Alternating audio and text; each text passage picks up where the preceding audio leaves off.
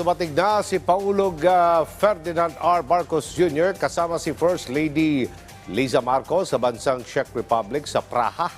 Kumuha tayo ng update mula kay Kenneth Pasyente. Kenneth! Aljo, dakong alas 5:30 riyan sa Pilipinas nang dumating dito sa Prague Palace si Pangulong Ferdinand R. Marcos Jr. kasama si First Lady Liza Marcos. Mainit na sinalubong ang Pangulo ni Czech Republic President Petr Pavel. Ginawaran din ng Pangulo ng arrival honors.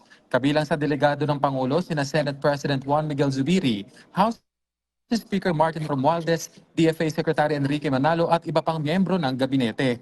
Matapos ang arrival honors ay agad na nagtungo ang dalawang opisyal sa kanilang tete-a-tete at bilateral meeting para talakayin ang ilang paksa, kabilang na ang pagpapalakas ng ugnayan ng Pilipinas at Czech Republic, gayon din ang labor cooperation.